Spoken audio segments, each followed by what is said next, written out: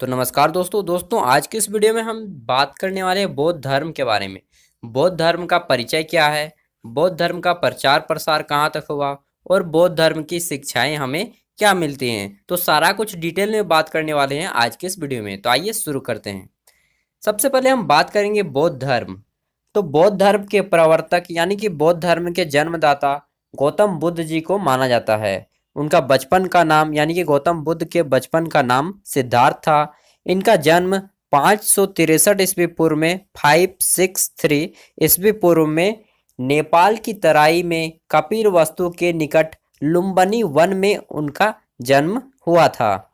उनके पिता का नाम सुद्धोधन थे, जो कि कपिलवस्तु के शाक्यगण के प्रधान थे, शाक्यगणों के प्रधान थे। और उनकी माता का नाम महामाया था, जो कि कौशल राजवंश की राजकुमारी थी। जब गौतम बुद्ध का जन्म हुआ यानी कि शैशव काल में थे, तब उनकी माता का मृत्यु हो गया।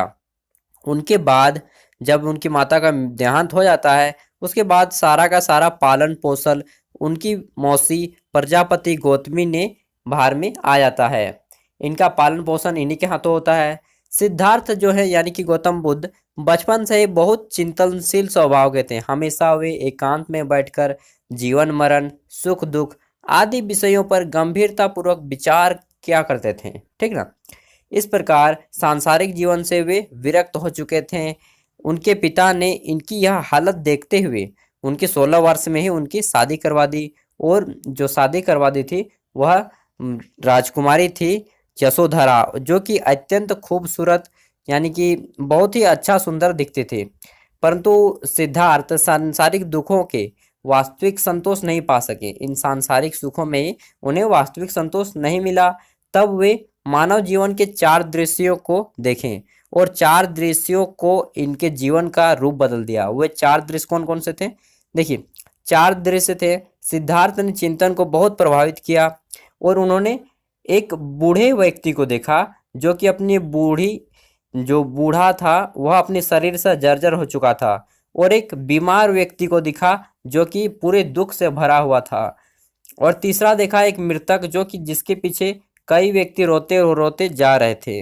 और एक चौथा व्यक्ति देखा जिसका नाम था सन्यासी, यानी कि वह सन्यासी साधु संत जैसा व्यक्ति था। और इन सब दृश्य को देखते हुए गौतम बुद्ध का जो हृदय था ना, वह मानवता के दुख में फंसकर रह गया और उनका हृदय पूरी तरह से खिन्न हो उठा।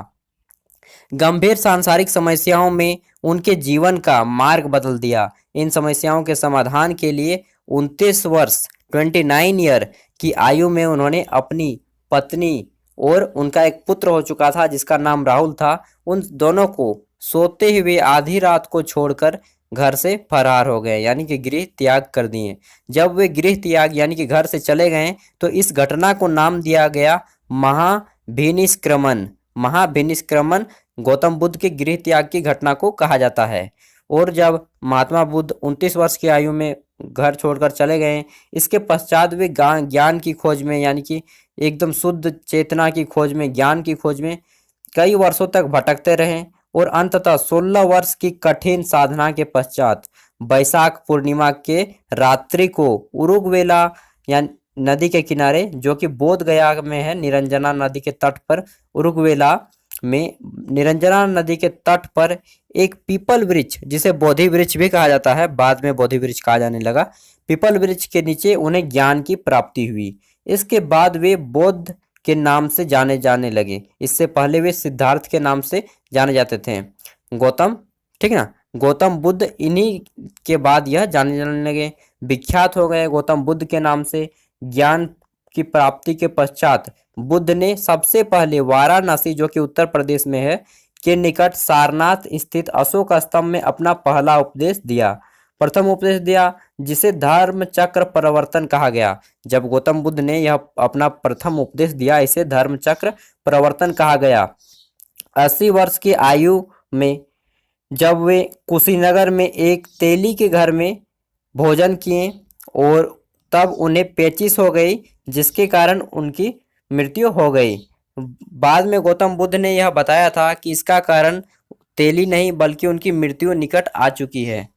और जब यह मृत्यु हो गई, घटना हो गई, तो इसे महापरिनिर्वाण कहा। गया। ठीक, महापरिनिर्वाण कहा गया गौतम बुद्ध की मृत्यु को। अब देखिए गौतम बुद्ध से संबंधित कुछ चिन्ह बता रहा हूं, इसे ध्यान से सुनिएगा। गौतम बुद्ध की जन्म की घटना का प्रतीक चिन्ह है कमल और सांड। दूसरा है गृह त्याग, तो गौतम बुद्ध के गृह त्याग की घटना का चिन्ह है घोड़ा। तीसरा है ज्ञान, तो ज्ञान यानी कि गौतम बुद्ध के ज्ञान का चिन्ह रखा गया है पीपल का वृक्ष, जिसे बोधि वृक्ष भी कहा जाता है। और चौथा है निर्वाण, निर्वाण जिसका चिन्ह पद चिन्ह रखा गया है। और पांचवा है मृत्यु, और मृत्यु के रूप में स्तूप का चिन्ह रखा गया है। अब हम बात करने वाले हैं गौतम बुद्ध के अष्टांग मार्ग, यानी गौतम बुद्ध ने जीवन और मृत्यु के बंधन से छुटकारा पाने के लिए 8 प्रकार के सिद्धांत बताए हैं, जिसे अष्टांगिक नियम या अष्टांगिक मार्ग कहा गया। अब ये जानते हैं इन अष्टांगिक मार्गों के नाम। पहला नाम है सम्यक दृष्टि, दूसरा नाम है सम्यक संकल्प, तीसरा नाम है सम्यक वाक, चौथा नाम है सम्यक कर्म, पांचवा नाम है सम्यक आजीव, पांचवा के बाद छठा नाम आ जाता है हमारा सम्यक व्यायाम, सम्यक स्मृति तथा सम्यक समाधि। ये गौतम बुद्ध के 8 सिद्धांत हैं जो कि अष्टांग मार्ग के नाम से विख्यात है। अब आइए शुरू करते हैं गौतम बुद्ध की शिक्षाओं के बारे में, ठीक ना, जो बौद्ध धर्म की शिक्षाएं कही जाती हैं। तो बुद्ध ने कहा कि संसार, पूरा का पूरा संसार दुखमय से भरा हुआ है, दुख से भरा हुआ है, और लोग केवल अपनी इच्छा, अपनी लालसा, अपनी तृष्णा, जो बोलिएगा इच्छा लालसा तृष्णा तीनों एक ही चीज है, इनके कारण ही लोग दुख पाते हैं। अपनी इच्छा, अपनी तृष्णा और अपनी लालसा के कारण ही लोग दुख पाते हैं। यही सभी दुखों का कारण है। यदि इन पर विजय प्राप्त कर ली जाए तो निर्वाण यानी कि मोक्ष प्राप्त हो जाएगी। निर्वाण बौद्ध धर्म का परम लक्ष्य था। निर्वाण का अर्थ है दीपक का बुझ जाना, अर्थात जीवन और मृत्यु के चक्र से मुक्ति पा जाना, अर्थात मोक्ष पा जाना। ठीक ना, यह गौतम बुद्ध की शिक्षा थी। गौतम बुद्ध ने आगे क्या कहते हैं कि बोलते हैं कि गौतम बुद्ध दुख से छुटकारा पाने के लिए 8 प्रकार के साधन अपनाए, जिसे अष्टांगिक मार्ग कहा गया, अभी जो मैंने बताया आपको। उनकी शिक्षा न तो अत्यधिक कठिन थी और न ही अत्यधिक आसान, वह बीच बीच का मध्यम मार्ग को अपनाना चाहते थे और ये लोगों को अपनाने के लिए कहते थे। यज्ञ, कर्मकांड तथा पशु बलि जैसी कुप्रथाओं ने बुद्ध का जमकर विरोध किया। वे मानव जाति में समानता लाना चाहते थे। उन्होंने जाति प्रथा, छुआछूत तथा अन्य भेदभाव को गलत बताया। उन्होंने अपने संघ का द्वार सभी जातियों के लिए खोल दिया, चाहे वह ब्राह्मण जाति हो या शूद्र जाति हो। किसी भी जाति, किसी भी धर्म, सभी कोई उनके शिष्य बन सकते हैं। धार्मिक दृष्टि से उदार थी उनकी धार्मिक नीति। अब हम उन्हें ज्ञान की अपेक्षा जो नैतिक बल दिया, बुद्ध के उपदेश। ठीक, बुद्ध के उपदेश मूल्य, लक्ष्य मानव जाति को दुखों से छुटकारा दिलाना था। उनके उपदेश सरलता और व्यवहारिक दिखाई पड़ती थी, जिसके कारण बौद्ध धर्म में काफी लोग यहाँ पे जुड़ गए हैं। देखिए, बौद्ध धर्म में त्रिरत्न माने जाते हैं। कौन कौन? बुद्ध, संघ और धम्म। और बौद्ध धर्म जो ग्रंथ दिए बुद्ध ने, जो अपने प्रवचन दिए, इन्हें पुस्तकों में बनाया गया। और 3 रत्न, 3 पिटक बताए गए। कौन कौन? त्रिपिटक। देखिए, बौद्ध धर्म में उपदेशों को 3 भागों में बांटा गया है। बौद्ध धर्म के सारे उपदेश यानी कि मोटिवेशनल जितने भी स्पीच थे बौद्ध धर्म के, वे 3 भागों में बांटे गए हैं। इन्हें पिटक कहा जाता है। 3 पिटक। जो यह तीनों पिटकों की अध्ययन कर लेता है उसे त्रिपिटकाचार्य कहते हैं। राहुल सांस्कृति आयन जो लेखक हैं प्रसिद्ध, उन्होंने इन तीनों पिटक जो हैं, ये तीनों पिटक, सूत पिटक, विनय पिटक और अभिधम्म पिटक, तीनों पिटकों का अध्ययन किया है, जिसके कारण उसे त्रिपिटकाचार्य कहा जाता है। यानी कि जो भी व्यक्ति इन तीनों पिटकों का अध्ययन करता है उसे त्रिपिटकाचार्य कहा जाता है। अब देखिए ये 3 पिटक कौन कौन से हैं। तो पहला है सूत पिटक, जिसमें बुद्ध के उपदेश रखे गए हैं। दूसरा है विनय पिटक, जिसमें भिक्षुओं के अनुशासन संबंधित बातों को बताया गया है। और तीसरा है अभिधम्म पिटक, जिसमें सांसारिक और दार्शनिक विचार रखे गए हैं। ये 3 पिटक हो गए हैं। अब हम बात करते हैं बौद्ध धर्म का प्रचार प्रसार। जी हाँ, बौद्ध धर्म का प्रचार प्रसार। जैसा कि हम सभी जानते हैं, बौद्ध धर्म का प्रचार प्रसार भारत के अलावा अन्य कई देशों में हुआ। आपको जानकारी के लिए बता दूं कि पूरा का पूरा जो जापान है और चीन, यहाँ पे बौद्ध धर्म के शरणागत यानी कि बौद्ध धर्म के लोग रहते हैं। भारत में अनेक महान राजाओं ने इस धर्म को ग्रहण किया और इसके प्रचार प्रसार के लिए अपने राज्यों को लगा दिया।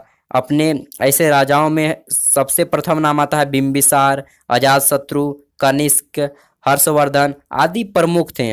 अशोक, जिसका आप नाम सुनते ही होंगे, सम्राट अशोक ने अपने धर्म को अंतर्राष्ट्रीय पहचान दिलाई, इस बौद्ध धर्म को। और चीन, जापान, कोरिया, श्रीलंका, दक्षिण पूर्व एशिया के कई देशों में ये अपने बौद्ध धर्म का प्रचार करने के लिए राज्य के कर्मचारी भेजे। यहाँ तक कि अपनी पुत्र और पुत्री को भी अशोक ने भेज दिया था विदेश बौद्ध धर्म का प्रचार के लिए। अब हम बात करते हैं बौद्ध धर्म की देन। तो देखिए, बौद्ध धर्म में अहिंसा, शांति, बंधुत्व, सह अस्तित्व आदि का आदर्श दिया गया। अशोक, कनिष्क, हर्ष आदि राजाओं ने जो धार्मिक सहिष्णुता अपनाई थी वे बौद्ध धर्म से प्रभावित थे, यानी कि वे बौद्ध धर्म के नीतियों का पालन करते थे। अशोक ने युद्ध विजय की नीति का परित्याग कर धम्म की विजय की नीति अपनाई। इसका अध्ययन आगे हम बताएंगे। बौद्ध धर्म का प्रभाव भारतीय कला, सत्यापत कला में भी हमें दिखाई देता है और इसके विकास में भी काफ़ी प्रमाण मिला, जैसे सांची का स्तूप सारनाथ में जो स्थित है, उसके बाद अजंता की गुफाएं, उनके प्रसिद्ध चित्रकारियां वहाँ पे दिखाई गई हैं। संग्रहालयों में भी इनके बौद्ध धर्म की कई मूर्तियां मिल जाती हैं। और सबसे बड़ी है कार्ले की गुफा। आपको जानकारी के लिए बता दो कि कार्ले की गुफा महाराष्ट्र में लोनावाला के निकट कार्ली में स्थित है और यह चट्टान काटकर निर्मित प्राचीन बौद्ध विहार बनाए गए हैं। देखिए, बौद्ध विहार किसे कहते हैं? तो बौद्ध विहार उन स्थानों को कहा जाता था जहाँ पे बौद्ध धर्म के भिक्षु, यानी कि बौद्ध धर्म का पालन करने वाले जो शिष्य थे वे रहते थे। ये बौद्ध धर्म की कला और सारी के सारी बौद्ध धर्म का परिचय, प्रचार, शिक्षाएं आज की इस वीडियो में हम लोग कंप्लीट कर